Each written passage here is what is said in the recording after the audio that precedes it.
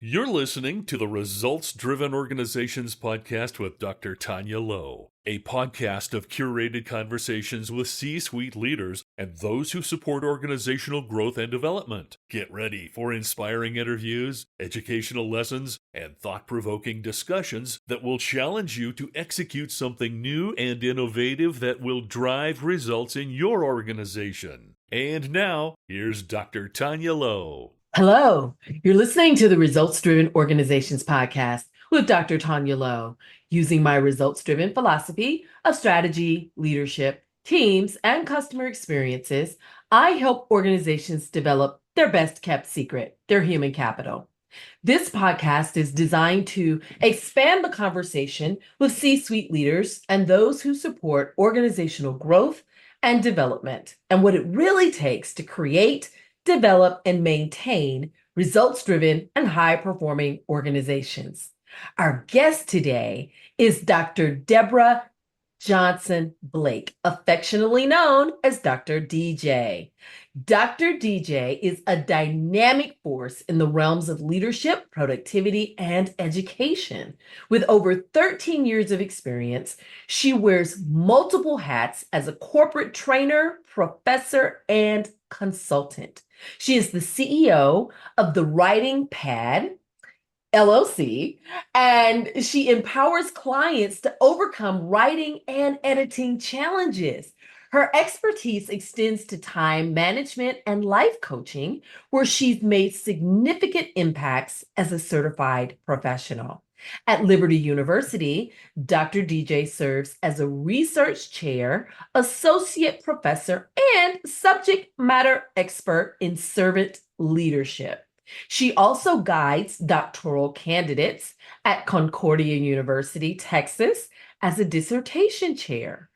Her passion for serving others and boosting productivity is evident in her best-selling book, 52 Time Management Hacks. We'll tell you how to get that at the end. Solidifying her status as a leading authority in the field.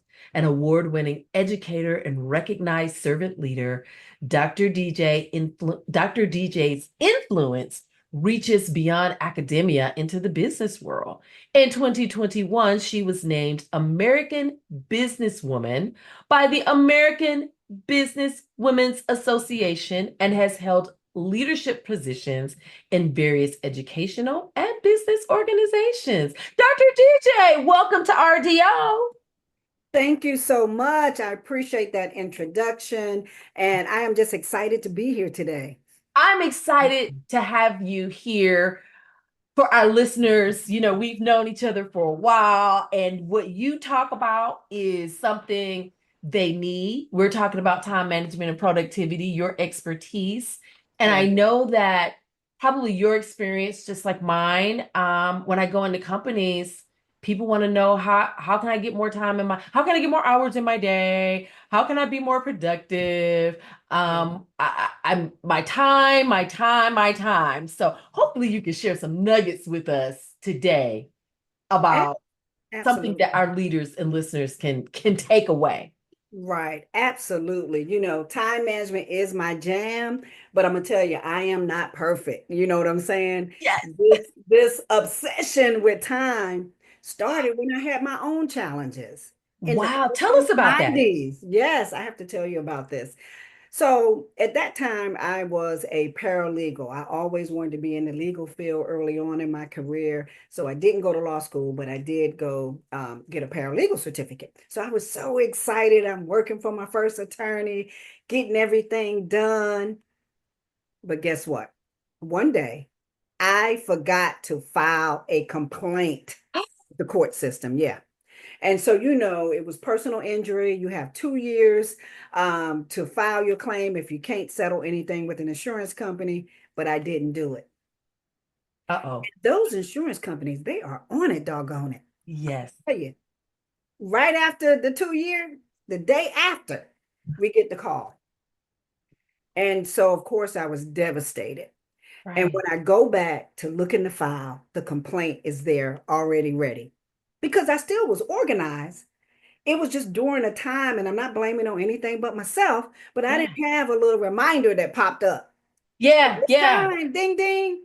Hmm. We're working on what? DOS, maybe barely having Microsoft and trying to learn that. But I had the tickler system. So I had to remember to go back to the little recipe box. Yes.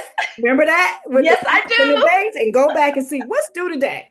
Well, I didn't do that on that day. So of course, there are some challenges. And at that time I said, well, maybe I'm not cut out for that. You know how we put that in our heads. Yes, yes. And I decided to leave the firm because I just felt horrible. So after that time, I was obsessed with time and not getting things wrong. You know what I mean? So that's how that happened. And so far through that, I did my master's thesis on time management. My doctoral dissertation was focused Wow. on time management and nonprofit leaders, basically in the education realm. So that's how that started. So yeah, time. When I say Oh, management is my jam, time management is my jam. that that was an awesome story. I did not know that. No. So for those listening, we didn't have notifications popping up back in the day. We had little recipe boxes that we I had one too. That's how I kept up with my stuff when I was in undergrad and in high school. Yes. So, I mean, yeah, we've come a long way with these productivity hacks, right? Absolutely. We may But be dating ourselves, but I'm glad to have had that experience though. absolutely, Right. absolutely. And Yeah. and so, I heard you say, we've become so obsessed with time. And the reality is that none of us are perfect. There are going to be times when things fall through the cracks, but that shouldn't be all the time. Right. Yeah. And So we're human. we're human. We're human. Yeah. And when we think about time management is all about spending time on important, achievable tasks and just using time effectively and productively. So it's really not about managing time because time Mm, ticks away. We really can't do that. But yeah. it's about managing the tasks and knowing how long it takes us to complete certain tasks, especially those that are repetitive.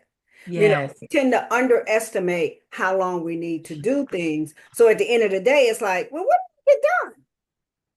What did you do? Because you didn't allocate Well, enough time to that project. right, right. And that's why I encourage my clients to conduct a time audit from time to time, to write down everything you do during the day, even if it's looking at social media. It doesn't matter what it is. Mhm. Write it down. Get in the habit of writing it down, and then you can look at the big picture and assess where have I been spending my time. And And make that way adjustments from you there. can develop a strategy that's good for you, because a strategy that's good for me may not be good for you. I mean, I Right. can provide tips and tricks and hacks and things of that nature. And then I expect my clients to pull out what works best for them. But first, you Mhm. got to know what you're doing, how long it takes, conduct the How you time. spending that time? Yeah, how you spending that time? Woo, woo. Well, thank you, thank you, thank you. So I got just a couple of questions. Just a couple of questions. So, I was looking at a survey, Gallup. I love Gallup, and Gallup reports that employee burnout costs the global economy approximately $322 billion annually. Wow, a lot. In what ways can leaders foster a culture of productivity within their teams without causing burnout? Wow, and that's a good question, because it all depends on what industry you are in and Mhm. how that burnout comes. And Mm. and to me, the level of human resources that's available. So if you're Mhm. an organization that has limited human resources and the expectation is, to get A, B, and C done, within a certain time frame, and you got to think about the capacity first of the individual, Mhm. what we're working on, what those deadlines are, what those goals are, because most leaders need everything yesterday. Absolutely. Right. So right there, that's where the stress is coming. And Yeah. individuals are working harder and harder. And sometimes they tend to make more mistakes. Sometimes, depending on what type of leader that is leading and managing them, their leadership style tends to burn out people too. And that's why I love working with leaders who lead with love and not love like that, but lead with love and grace and empathy when you're Yes. working with your team. Because if you're leading like that, I find that that's one of the best leadership styles. The other ones are great too. People tend to respect you more. They'll do whatever you ask. And that way they don't seem as stressed because they see that you understand them. And Yeah. so with these high statistics that you just talked about, I think leading with love, leading with empathy Mm-hmm. will help your team reduce that stress level. And again, Yeah. it does depend on the industry. I understand that. But we have to give people grace and not overwork them. Just because they can do everything, look like they got it going on, a lot of times they don't. Well, Dr. DJ, this this this Generation Z, honey, they not about to let you work them. They I not about to know. let you work them in the ground. So it's a new day coming, right? Because I think they've saw their parents and their grandparents in many situations.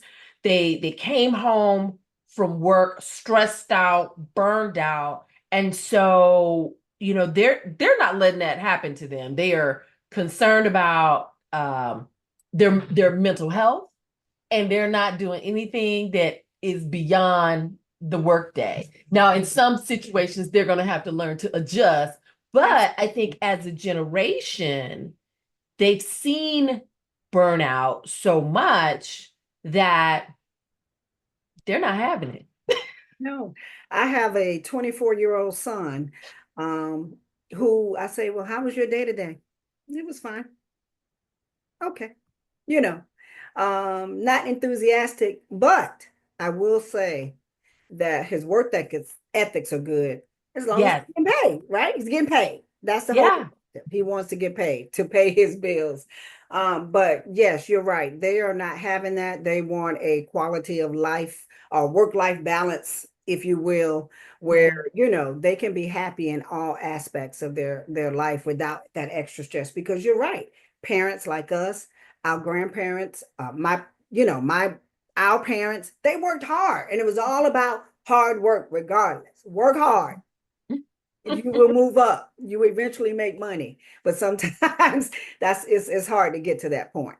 Yeah, it's a different day. So, Different. we just talked about burnout and productivity. And I know many leaders, especially women leaders, sometimes are challenged with delegating. What role does delegation play in productivity and effective leadership? And it's, I guess, it's a two-part question.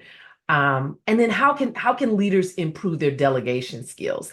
Have you seen that helps more around time management and productivity? Absolutely. The top three things are prioritizing, delegating, and planning, Mhm. right? So you can hopefully be more efficient. So delegation is very, very important. I know some of us as leaders want to hold on to certain things because we only want it done our way. But we have some bright minds that's working on the team, and you want to be able to give them that opportunity to learn. You know what I'm saying? And delegating does that. Even if it's not done the way you do it, give them the opportunity to learn, maybe do it a different way. And so, Yeah. one of the strategies I like to give my leaders and those clients is I like them to look at the Eisenhower matrix, which I'm sure you're familiar with. That's a Mm. powerful tool for prioritizing and delegating, especially when it comes to urgency and importance, right? So it's Wow. designed to help leaders focus quickly on identifying and prioritizing those things that's at the top of the list that need to get done to move the organization forward. And with the Eisenhower matrix, you have your four quadrants that you can look at. You can look at your top left, which is urgent and important, the things that you need to do first and immediately. You may not be able to delegate it, but maybe those are things that the leader can hold on to because they're critical and they're time sensitive, even such as deadlines, emergencies, crisis management, whatever they have to deal with. And then you have the top right, which is important but not urgent. And that's where you can schedule these tasks, on your calendar, such as strategic planning, relationship building with the team, personal and professional development, things of that nature. Then you have the bottom left, where you have the urgent but not important. And this is where delegation comes in, okay? Some of those things on that list you're looking at, do you really need to be doing them? Just because you can, but you shouldn't be doing them. Right. And so while they may be important and kind of require some immediate attention, but they may not be critical to the overall organizational goal or even for your department, So those are things that others can handle, even emails, if you have the privilege of having an executive assistant, your executive assistant can check emails for you. You know what I mean? Things like that you don't need to spend time on. Is every meeting relevant? Okay. Is every meeting that's scheduled relevant? And does it really need to be a meeting? Can it happen quickly in an email? Or does it always require, those are things that just don't have to happen. Then you have the bottom right of that Eisenhower matrix, and those are not urgent and not important. Do you really need to do it? And that's something you can eliminate altogether, or again, delegate.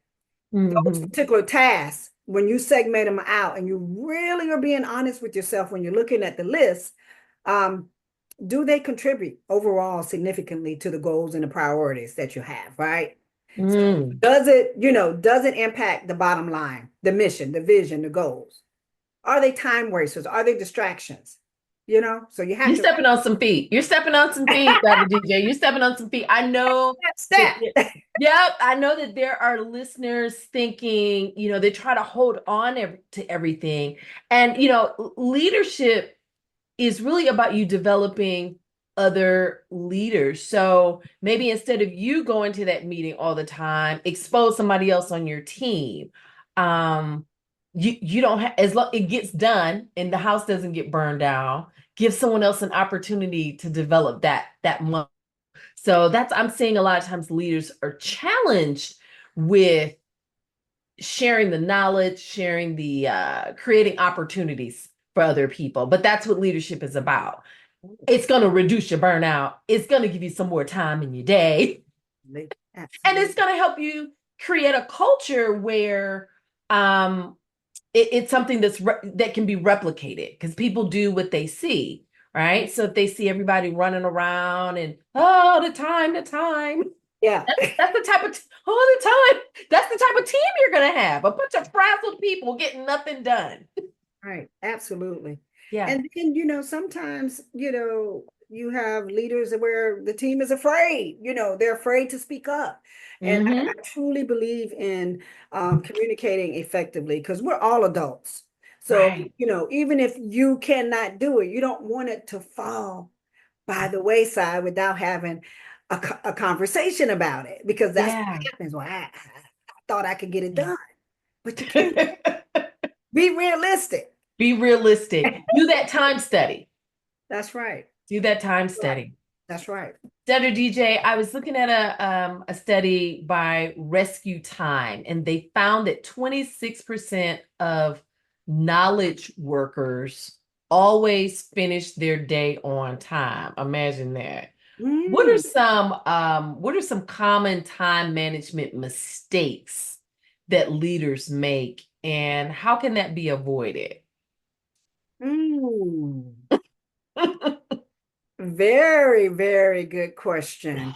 Time management mistakes. Well, one thing is, and I think I mentioned this earlier, is they underestimate how long it takes to do certain tasks, things in the bucket. So that's one thing. And that's where the time audit comes in. Another thing is, if we're in the work environment, physically, at work, which, I do miss aspects of that for the social Yeah. aspect of being at work, because we tend to talk more to people, right?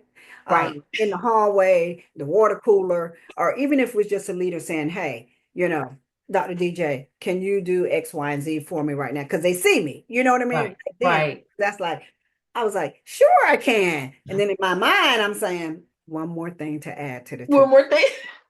When you ask me, do I have time to put this on my to-do list? What are your priorities? You know what I mean? So I have priorities as a team member. The leader Right. has priorities as a Mhm. leader, and people above them if they're not, the CEO. Mhm. So recognizing that people already have a to-do list that's long, right? And still adding on top of that without having a conversation or where you are right now. Can you Yeah. fit this in? How long do you think it'll take? And so on. And that should be a conversation, right? Be a So if conversation. I'm a It should be leader and I say, hey, can you get this done for me, Dr. DJ? Then it should be okay for you to say, when do you need it? What's the priority of this? I'm already working on some things. I'm not going to get to it today, but so there should be a conversation. I think it's empowering for both sides. Absolutely. And even when you have the conversation, of course, I have my own priorities, and the leader does too. And typically, the team's priorities may go to the back for just a little Right. bit to bring up something else to the Yeah. forefront. And that's okay with me. Sometimes I found some of my clients may get upset because of the back and forth and going back and forth. Your things going to the bottom, but they're important to you and they're still important to the organization as well. But Yeah. I had to learn, and this is what I teach people, go with the flow. It's okay. It's okay. If you've had the conversation, this is on my list, but if I do what you want me to do, which that's my supervisor, so the expectation is that you will, these things will fall to the wayside. And that's Yeah. when you prioritize, which is very Yeah. important. And then what happens a lot of times, we try to multitask, right? Can you talk about that? Because I know that's one of the mistakes right there. Is a mistake because really we can't multitask without being effective. We just won't be our most effective and efficient self. Yes, we can do something simple. If you're looking at something from a personal aspect, maybe talking on the phone and washing dishes or something, and at home, right? But Mhm. you cannot talk on the phone to a client and type an email to another client. You just can't do it. It's going to And be all so I gobbledygook. tested it one day, and guess what I was doing? Typing something about a topic. The person I'm on the phone with had nothing to do with the email. I mean, I didn't send the email, but I was just testing it out Yeah. to be conscious on doing both. But Yeah. I encourage your listeners to avoid multitasking and concentrate on one task at a time to Mhm. maximize efficiency. Just do one thing, check it off, go to the next. Yeah. Yeah. You're not going to get extra time by multitasking. You're You're going to not. actually You're create not. more errors You're in, not. in multitasking. Right. And then another thing that some leaders may fail to do is setting a timer. I know it may seem trivial, but when you're setting that timer, this is still about the time audit. Set the Yeah. timer. If you get interrupted, stop it and then Yeah. go back.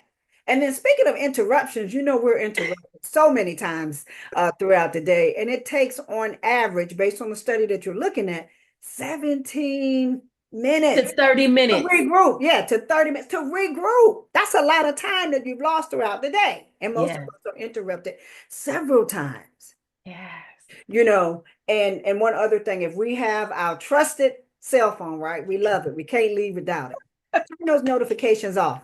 Mhm. You won't keep looking down every time it beeps. I never like the notification. So I I have to always make turn a them conscious off. effort to look. Here's a word from our sponsor. Are you a busy entrepreneur struggling to keep up with your growing business? Meet EEVA Online Virtual Assistants, your solution for efficient, professional support. From handling day-to-day tasks to managing complex projects, EVA Online Virtual Assistant's skilled team allows you to focus on what matters most, achieving your big-picture goals. Ready to elevate your success? Visit our show notes to learn how EVA Online Virtual Assistants can transform your business operations. EVA Online Virtual Assistants are your partner in driving results, one task at a time. Now, back to the show. Ooh, those are some good things right there, leaders. If you're doing these things, stop today, unlearn these things because they are affecting your productivity and how you move in the office. You mentioned something earlier about crisis management. How can leaders adapt their time management strategies during periods of rapid change or crisis? Do you have some suggestions on that? Well, one thing I would recommend is, of course, when you're in crisis management, you have to think fast and on your feet and be a strategic thinker. And all of us are not that way all the time. And that's when you pull in your team of experts, because everybody has an expertise, under their belt to help the team come together cohesively to solve whatever challenges during a crisis management. So use your people effectively. That's just like when you have a team, you don't want everybody to be the same. You want everybody to be different. You want different perspectives because that's going to help you lead and manage crisis. So when it comes to time management and crisis management, of course, you're under the gun, for just everything that happens in our world every day with various organizations and the challenges that they encounter. Yeah. You already should have something in place when it comes to crisis management for your department, whatever that is. The thing is, you have to activate, implement, deploy, and use the team to get it done. That's what I would recommend, for that. Yeah. And then that's going to hopefully reduce stress levels, and still increase that productivity, even though you're in a crisis mode. Know who you can count on and bring them in. Yeah. I think we saw that during the during the pandemic. I think a lot of people that were in the leader, a lot of true leaders rose to the top during the pandemic. There were situations where in some companies where the leader they should have been leading wasn't really the person with the title. And so having a strategy in place, having a plan in place, and then work your plan. Right. Work the plan. Go back to the plan. Make sure the plan is still relevant. So I really like that. Yes. You mentioned strategic thinking. I'm big on strategic thinking. John Maxwell says he spends 3 hours a day just reflecting, in reflection. And he may spend, and it's on his calendar to spend that time. Right. So in a Harvard Business Review study, leaders spend only 3% of their time thinking about strategy. How do effective leaders, or how can they balance strategic thinking with day-to-day operational tasks? That's a good question as well. So I can think back when I was working on campus. I was actually on a campus, and one of the mid-level campus leaders, I was a director. And at that time, or just during that time period, we always had our strategic plan right there because we all worked on the strategic plan as an organization. So even from the departments, and everybody in the department had input, right? Even though it comes down high from the commissioner, the president, the vice president, and then me, the director.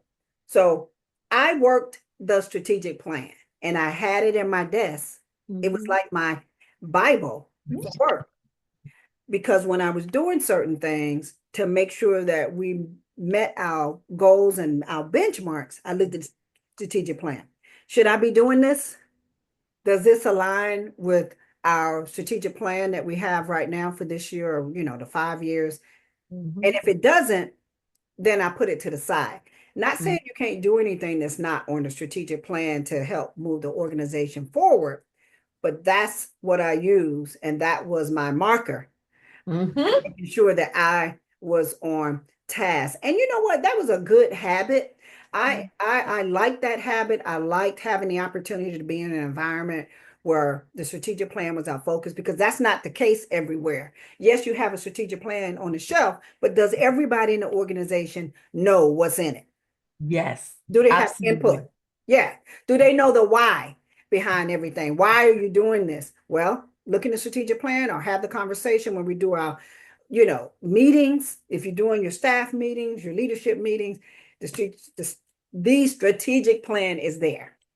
Have it, take it just like your cell phone. You're going to a meeting, pick up your phone, pick up that strategic plan, and make That's sure you right. say, yes, yes. Yeah. Yes, yes, yes. I have a client, I'm working with them on the strategic plan, and it's been very interesting and challenging in some cases. And I told them, once the plan is done, then everything should be the plan should guide everything for Right. year 1, year 3, year 5. You mentioned the time study. They are an organization that definitely needs a time study. I always tell them, you guys move really fast not to be going anywhere. And so they move so Wow. fast, Dr. DJ, but they ain't going nowhere. Can you That's imagine? right. That's right. Because they don't have a plan. Or they have a plan and not following the plan, I should say. They're not They don't following have the a plan. plan. They're gonna have a plan. Okay. But yes, yes, yes. You've seen those little turtles with their feet under the water. Yeah, ain't going nowhere. Ain't So going nowhere. wow. What are some of your favorite productivity hacks? I know you have this amazing book, 52 Productivity Hacks. So what are some of your personal hacks that you like Oh, wow. and that you use? Yeah, and that I use. Well, okay, my cell phone, and I'm gonna Yeah. open it real quick. I have and I'm just showing you this. I know nobody can see this. Look at all of the apps and things that I have that I use Yes. to keep me straight. You know what I mean? Yes. Like I said, I'm not perfect. So one of the things I like is, and it's not a productivity app per se, but Otter. So if I'm in a meeting, I can Mhm. record it and don't have to take notes. Yes. So it automatically transcribes, the voices, Mm-hmm. and, gets it down. I might have to go and clean it up, but that saves me time from taking notes and knowing who said what. You know what I mean? And moving Yes. around. That is one I absolutely love. Another one I love, and we all use this still, DocuSign, signing on the fly. Yes. No. I use PDF filler. Yes, you can sign on the go. My signature is already in there. Okay, what you want to use here? Boom, boom, boom, click it, and it's gone. And that Mhm. means money doesn't Yes, have to wait, right? If I'm signing a absolutely. contract. One of the other ones that I use a lot is, and I'm saying this from if I'm looking at it from a time perspective, it's not necessarily a productivity app, so to speak, but these are things that save me time. And Mhm. that's having access to my website via the Wix app. Because if I need Mm. to change something real quick, I can do it Mhm. from here. Mhm. If I need to, put a flyer out right quick about something that's going on, I can do that quickly on my website, especially Mhm. if I'm headed to an event where I'm about to speak. Hey, go to my website and you'll find more information about it. Mhm. I can And do it's that. there. And it's there. You don't And have it's to there. you don't have to wait 30 days to have somebody update it. You can do it yourself. Right. And that's why I started using Wix. So I became proficient in management. Now, is my website the best in the world? Of course it's not. But it looks better than what it did. I can make edits. I can do this and that. And so from that skill set that I created and learned myself, I'm Yeah. helping some of the nonprofits that I volunteer with on the board to do certain things. And the same thing with social media. Yeah. Of course, we all need our social media apps. But another app, because you mentioned a study earlier, and I think it was by Time Rescue, Mhm. do have those apps that you could time yourself, not just with the timer that's on your cell phone, but I mean, Rescue Time. I said it backwards. Rescue Time is another app that you can use that keep tracks of the time you spend on your computer and helps you do more meaningful work. But Microsoft Office does the same, 365 does the same thing. It can Okay. give you updates on how long you've had screen time, what you've been working on, things of that nature. Oh, But can I tell you one thing that just popped in my mind when it what? comes to Microsoft Office and Gmail? Listeners, use the snooze button and Use the snooze also button. schedule your emails Mm-hmm. during the time zone that of your clients, guests, whoever. And that Mm-hmm. way you don't have to be, it doesn't seem like you're working 3 o'clock in the morning, Mm-hmm. Eastern Standard Time, so to speak, and Yeah. you're working with someone who's, across the pond or wherever. But schedule emails during the time zone of your customers, period. Oh, I like that. That's a good Okay. one. That's a good Even one. though you can reply then because you want to get it out of your inbox. Mm-hmm. So instead of hitting unread, because sometimes you forget to go back,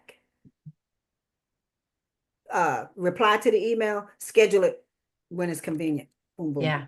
But the snooze button is really keeps your inbox down to zero. I like a zero inbox. I was Crazy. going to ask you that. I was going to ask you that. I'm not going to even tell you, we're not going to even talk about my inbox because it's not about me, but I aspire to that. I do. I aspire to that. I've been using the filing system because there's some things that I'm like, oh, I don't want to delete this, or I might need this. Um, I I understand might that. need this receipt. So, And you can do that. You create your mhm. files, you color code them digitally. Yeah, That is amazing. But yeah, sometimes, you're busy working with other clients or other projects, and you cannot give an email the attention it needs if it's something more than a, yes or no or a quick one-liner. yep, Because you can't, and you need to focus on what your response is going to be, you yeah, can snooze it. So the little thing that looks like a clock, looks like a yeah. little clock in Gmail and in Microsoft I'll 365. look. Mm-hmm. Okay? You snooze it so you get a drop down. When do you want it to pop back in your inbox at the time that's Mm-hmm. convenient for you? If those times that drop down are not sufficient, then you customize it and you say, okay, I say, like for you, for instance, you sent me an email, when we first scheduled, and I said, Yep. okay, I accept it. But the email itself, I took it and snoozed it until this morning. So I Mm. don't have to keep looking, where is my link? What do I need to do? What are the password? Where What's is it? Where is it? I can't find it, right? Wow. Wow. yeah, Some of people the tell me things that. that I like Trello and Asana. Yep. To kind of keep up with. I'm working on multiple projects. Yep. And then if people are working with me on those projects, everything, I don't have to search through my email. Did you send me the email? It's in Right. that one place. And I enjoy having Canva on my phone because Oh my I goodness. can You I said the can word. I can create something awesome and amazing in the middle of the night, right? And have it ready to go. Love Canva, and I need Canva desperately. And another thing I like is Fiverr. If I don't have the time, then I use the Yes. Fiverr app. But Yes. Canva is the best thing going when you are not a trained graphic artist or marketeer, and best thing ever. So you're right. I use that every single day. Yeah. Wow. Wow. Dr. DJ, what are you reading that we should be reading? Oh wow. I am in the process of reading 4 books. Yeah, 4 books, y'all. Oh, that sounds like me. Yeah, and I want to finish them too. But the thing is, and I want to give shout out, and I know these authors, they're local to my area, and I am Okay. so happy for them taking the step to write their first book. And so one is we call her Dr. Hope.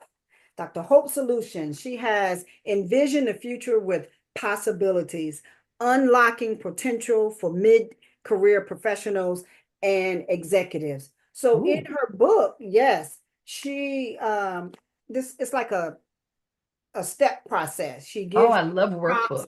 First of all, it's very important to reflect now on the present and embrace the journey that you're about to Mhm. embark upon. And a lot of us don't do that.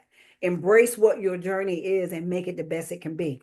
Dr. Hope is one of my academic colleagues and friends, and she's the founder of Dr. Hope Solutions. So, yes, another book is, I'm gonna say, from one of my mentees who actually stride her progress over the years was substantial to where she got her doctorate. And so, Oh, Dr.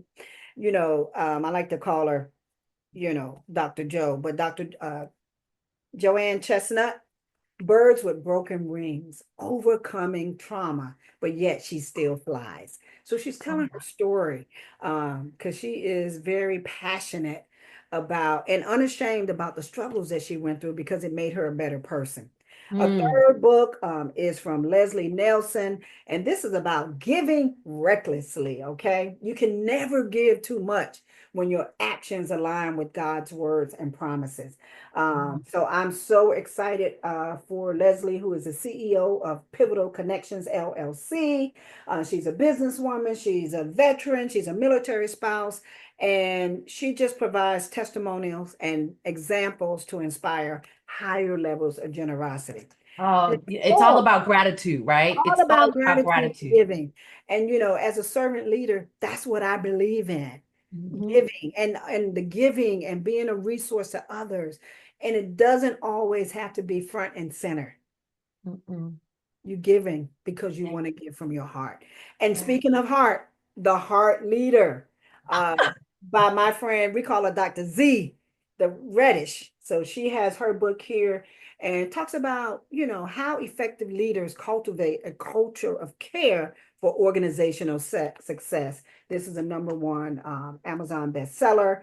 Oh, Uh, Actually. And so I'm just excited. And she talks about empathy and leadership, which is very yes.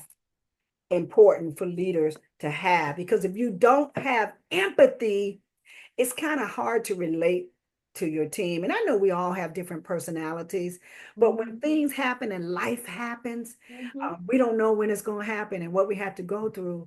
Leaders who have empathy understand what they can put themselves in the shoes of their team if they're going through some things, personal and professional. You know what I mean? Absolutely.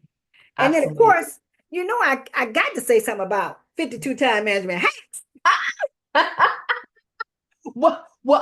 I was going to tell folks about that. I was going to tell folks about that because they need that.